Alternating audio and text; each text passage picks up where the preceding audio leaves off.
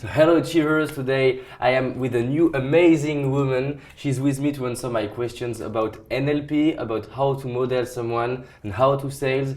She's very inspiring, so you will love this interview. Follow that. Hi, I'm Aline Bender. I'm a sales communication expert, and I do have an NLP practitioner license from Richard Bendler. And I am a mother of an 11-year-old daughter and also newly married to Brian Bender. And my passion and my inspiration is to teach communication. Okay. How can we model someone quickly? Okay. My claim to fame is I invented something called 60 seconds of influence. And the quickest way to model something is what a lot of people do not do, is to ground yourself. So if you know that you're going to go to an event, like networking is really big now in the United States, which you just meet somebody for a couple minutes and you must make an impression because that same person is going to meet 20 other people. So what do? Very important, but before you even say hello or you look at the person you're going to meet, you must ground yourself immediately. And the way you do that is just go into a state of just clearing any thoughts that you have and just really being present for the moment. Not think of what you're going to say, what you want from that person. So just quickly go into a moment of I'm here, I'm present now. And that's all it takes for grounding. And then when you go and meet someone and you actually shake your hand with someone, just like I shook your hand, I connected with you. So, and you notice when I shook your hand, I touched your hand on top as well, and I smiled. So what I did is something called anchoring that we use in NLP. So I've anchored you, I gently touch you on your wrist, and then I smiled at you. So that automatically, especially with a human touch, whatever expression you're looking at me, it's embedded even more. So all of a sudden you feel this kind of warmth from me because who doesn't like to be smiled at? So I've anchored it more by touching you. And from there, I get to know who you are by asking you key questions, which I also teach in my workshop, is 7 key questions. So what is these questions? Okay, so for the first one, for one of the main ones is to find out why. So this person, instead of saying, what is it that you do? It's more of, what is it that you're passionate about? What is it that you're working on? Talk about that more. And what is it that you inspired to do, or what is it that what projects are you working on? People love to talk about themselves. And most of the time when I actually teach the 60 seconds of influence, you don't really get to talk much about yourself, and that's not the key. People are going to remember you because you actually truly care of having a private moment with someone just to listen. We don't listen to each other enough, but they're going to remember, oh, that person listened to me. There's something different about them. So when I call you up to follow up with you, to take you out to lunch or to network with you, you're going to automatically want to join me. And at that time, I'll be able to share what it is that I can offer you or give you an opportunity to partake because I actually took the moment to listen to you first. Okay, great questions. Do you have another questions to see? Yes. So for example, to start off with what is it that you're passionate about? Do a follow-up question. So let's say, for example, you're passionate about interviewing people globally that are making a difference in this world. And I'll look at you and truly be interested, really be focused on that person. So there could be a fire going on behind you, there could be, I don't know, pigs flying backwards, but at that moment, truly connect with a human being who's actually opening their heart to you. And ask them, okay, and look at them and ask, well, why is that? Why is that so important to you?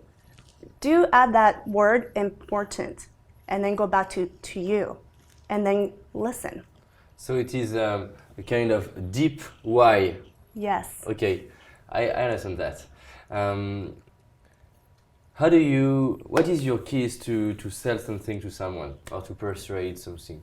Okay, so in sales, the biggest mistake that people do is they get themselves in the way. They are ready to do something called a pitch. I have this product, here are the feature, and here are the benefits. But no one, even myself, even though I love to buy things, I don't really want to hear why you think it's great for me, unless you get to know who I am. And when it comes to sales, people think, oh, I hope that I got to tell them why this is so important because I'm going to ask for a lot of money for this product. But are you ready for this? Here's the crazy part. No one cares about the cost. It's never about the money. if I find what I call your dominant buying value, for abbreviation, it's called DBV, it doesn't matter how much it is. If I know that I could deliver that to you, or my product connects to what it is, it's so important to you. For example, an iPhone. If somebody said to me, Aline, it does this and this and that, I automatically check out. I'm not a technical person. But if you tell me that this object right here will get you in touch with your daughter anytime, anywhere, and it's the most reliable way for you to get a hold of her, even before you finish anything, I'll say, okay, sold. I won't even, and then if you tell me, okay, well, it's a certain amount, and for some reason, I cannot afford it, and you give me options, and say, Aline, because you care so much for your daughter, and I really respect that, and I want to support you on that, we have different options as far as payment plans. And for me, I will find ways, I will ask my uncle, sisters, brother-in-law, mailman to assist me in purchasing that phone. Does that make sense? Yeah, it's great. Okay. So you start with questions to know who he is, Yes. or who is she, and you are more able to present what you want to sell. Yes, and you save so much time. One of the biggest commodity right now is not so much money, it's time. Okay. And actually now it's also time and energy. So a professional salesperson knows how to ask key questions so that they're not over talking and then wasting the potential client's time. And when the client actually makes a purchase and walks out and goes, wow, normally a sales presentation takes 2 hours, but I was done in 30 minutes. They like you even more. Because Okay. now they got what they wanted, and they have an hour and a half plus to go do whatever they want. So when they're doing let's say now they could have lunch with their friends, so they could have time to go swimming, whatever it may be, they're still going to be grateful for you. I have another question in mind. How do you do when you are on stage, for example? You can't ask questions directly and face to face to Yes. someone. So you are modeling speakers also. Yes. What is your advice to sell on stage? Okay. Selling on stage to me, I study a lot. So for example, I'm at an event here tonight studying one of the greatest speakers, and I'm studying how they're selling. And the pattern that I found is very consistent to what I teach. So there really isn't any much difference. There's a formula that you do, and we talked about it a little bit earlier. Is it okay if I share it? Okay. We have something in common for all human beings, whether you're yellow, white, black, green, orange, purple, and we all need three things, and we really revolve our life based on these three things. The first one is fear of loss. The second one is hope to gain, and the third one is wanting to feel valued, wanting to feel important. And what I found that whether you are selling on stage or face to face like this, it's important to apply all three methods. And for example, would be, this is a great product, and if you are going to be a speaker and you want to you share your message to the world, and being on a stage like this, you got to be very careful, because speaking for about 8 hours a day, 3 days in a row, you could damage your voice. And if you damage your voice, your career could completely be lost. So that's adding a fear of loss. But we have having very professional coaches that teach you how to keep your voice and maintain it so that you have lots of energy, and you could change your vocal tonality to go out as far as possible to reach your audience and to have a bigger impact, is very valuable, and it's a must. By the way, we happen to have a fantastic program, so that's the hope to gain. And then feeling valued would be something like, and I encourage you to take these courses so that you can share your message, so you can have a bigger impact with the world and share your talent instead of keeping it to yourself. You're that valuable, and the people around you are that valuable to hear you. So that's portraying that we want to feel valued, and we also want to share our importance to everyone else, and that everyone else is important, which means leave a legacy. So with these 3 points, do you think we have to just remember that and do it like that, or we have to schedule to speak about the three things? Okay, you mean prepare ahead of time? Yeah. Yes, absolutely. That's a fantastic question. So now that you know that formula, if depending on who you're going to be speaking, you know your audience. You know if it's a room of realtors, you know if it's a room of mothers, fathers, or entrepreneurs. You know ahead of time who you're going to be speaking with, too.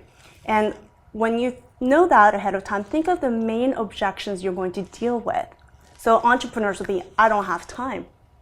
Or it might be, I don't know my schedule. I'm in and out and about. Or for entrepreneurs that are just starting out, I may not have the funds. So you know ahead of time what the objections are. But you also know ahead of time what is their biggest purpose. Entrepreneurs usually want to build things, they want to create things, they want to make changes in the world, they're creators. So then you already know what their fear of loss will be. You also know what their hope to gain is, and you know what they want to feel valued for, their legacy they want to leave behind. Does that make sense? Yeah. So you know ahead of time, so then you could already put in with those three formulas I gave you, put in the objections and overcome those objections as you are presenting it. It's great. And a lot of people are afraid to sell because they feel that it's not good, it's bad to sell. How we can overcome the fear of selling something? Oh, I'm so glad you asked that, and that's why I teach a heart-to-heart sell. And we're born to sell. As a baby, we come out crying and we're selling already because we don't know how to communicate yet. Our best way to communicate is to cry for the things that we want. As adults, obviously we've learned to communicate, but we also, I feel, are forgetting to ask for what we want.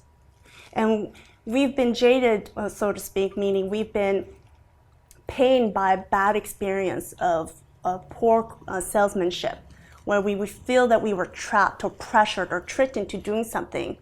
And so we feel we don't want to impose that on somebody else. However, if you're selling something that you absolutely believe, whether it's a great shake that will vitalize you, or vitamins, or maybe you are a teacher and you have a great program that's going to teach people how to communicate better, or going to release their fear of height, for example. You have a talent, and if you don't share it, then you're not selling, and therefore you're closing in, and then you're just wasting that talent. So sales really, the way I define sales is fair exchange, and that's why asking important questions is crucial, because I must know, is my product right for you? Can it really give you what you want? Can I attach it somehow and link it? And if I can, and I connect with you, and you pay me for that, then we have a fair exchange. I gotta have, for example, and that's what can create sustainability, which is really important, and that's what I teach for salespeople. Most salespeople go through a roller coaster of doing great, doing bad, doing great, doing bad. I call it, I want to give, but then I feel guilty. I want to give, but I feel guilty if I take. And it's natural. It's absolutely natural, just like day and night. It's give and take, yin and yang. You got to share and you got to take, and we go back and forth, back and forth. Does that make sense? Yeah, if you add value, it's okay to sell because you are giving something. Absolutely, and it's a ripple effect, and that's what makes the world go around. My product could actually, for example, my phone makes me feel at ease that I'm thousands of miles away from my daughter. I live in Hawaii, and here I am in California, and Silicon Valley. And so knowing that I have a product that I could call her right now and reach her, or if I want to FaceTime her and see her, I could see her. If the iPhone salespeople were afraid to sell that to me, how would I reach my daughter? I probably wouldn't be here tonight because I would want to not have access to her. Does that make sense? So believing that your product can make a big difference in someone's life, and that is your purpose, is to share it and to vocalize it, but most importantly is to ask those key questions to make sure that that is the right client for it. Great. I imagine that you have a lot of time, men in front of you and men in your trainings, and a huge part of my audience is women. And a lot of these of the women who are following me have the belief that they can't succeed because they are women. Oh. So did you had this struggle? If yes, how did you overcome it? Yes, that's also a great question. You're fantastic asking questions. Yes, as a woman, it's in the field that I worked in. I worked in vacation ownership, which is also known as timeshare, and it's at the time it was predominantly male, especially in the higher office. They called it in-house. So I worked with a small group of people, and most of them were all men, except one other woman. It definitely has its challenges, but actually its benefit. And I believe men deals with their own set of challenges and benefits as well. So as a woman, it's real important. Again, it goes back to what I said. It's to get myself out of the way. It's really, really important. And if I feel that a woman, for example, is not opening up to me because I'm a female and I am taking control of the next few hours they're going to spend time with me, and that made her feel uncomfortable, you could use some movements which is taught in NLP. I could change the state that I'm in. So for example, I happen to have a long torso, and so she may be sitting down and her body might be a little bit lower than me. So I will purposely minimize myself and kind of shrink myself. And so when I'm doing this and I'm shrinking myself, and also my tonality, instead of speaking with a strong, confident voice, I could speak a little bit higher. And at the same time, it's again about caring about and respecting her time with me, finding out about her, letting her lead the presentation. And then by asking her key questions, I could plug in what may be important for her to know about my product and services. Okay, it's great. Do you think women and men have the same way to succeed? Well, okay, I want to ask you a question and find out exactly more of what you mean. Same way meaning as far as the tools and the path, or?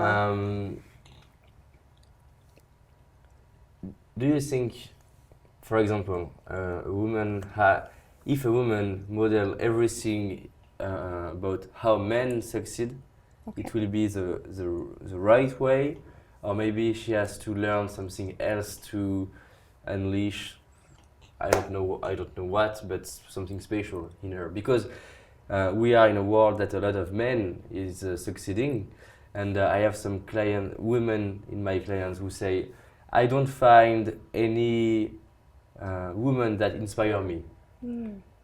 So do you think, I don't know, do you think it is a good thing for a woman to have only men as a source of inspiration? Or do you think it's important for her to find at least one woman as a source of inspiration? Okay, I understand your question now. Thank you. I think it is important to have somebody that we can really relate to, whether it's male or female. Okay. And if you're a female and you just feel more comfortable and at ease with following or being mentored by a woman, then find a woman. There are lots and lots of great women. I'm very blessed to be surrounded by them, and I have women that are my mentor and male. And sometimes you want a little bit more female energy, and sometimes you want a little bit more male. But ultimately, when you go out and let's say you are a sales professional and you're going to the field of sales, that you really tap into who you are. It's great to pick up from different mentors to learn what is successful, but then it's also very important to focus on who you are and not attempt to be who they are and change yourself where you get uncomfortable, because that's where you're going to mess up. Because you're pretending to be somebody you're not. One of the things that I do during my workshop, I do an exercise where you actually own a trait, and I'll walk you through really quickly. So let's say if I'm a female and I want to own a trait of a very powerful female, let's say Oprah Winfrey, for example, amazing woman, right, to portray. And what I love about her, Oprah Winfrey, she's just so open, great heart. You could feel her love. and she could be interviewing the most powerful person in the world, and you just feel like you're in her. When you turn on the TV and watch the interview, you feel like they're in the living room just having a conversation, right? So let's say that you want to model that comfort. All you have to do is go back to a time in your life where you had that comfort as well. You know, and it doesn't have to be somebody super important, just the moment that you felt comfortable, at ease with someone that you were having a conversation with. And if it was in the living room, even better. Go back to the time where you're just having a conversation with a good friend of yours in the living room. It takes a nanosecond to go back to that memory. And you go back to the memory, and as soon as and it's part of neuroscience where you put it into, you think of that memory instantly, your body and your attitude, even your posture becomes it. Okay. Does that make sense? Yeah, it's great. Okay. So then you just do that, and you keep doing that over and over again until you could really, really become that at any moment. And I practice that all the time. I go through a file and I go, okay, I want to feel very confident. When was I really confident? Or when was I really excited? And I use this in sales a lot when, let's say I didn't have enough sleep, or I was really tired for some reason and I'm meeting new people. I want to be enthusiastic in front of them. I want to be excited and give them lots of energy. I go into a moment when I was really excited, and all of a sudden my body is full of energy and I'm ready to share that with them. Thank you. You're welcome.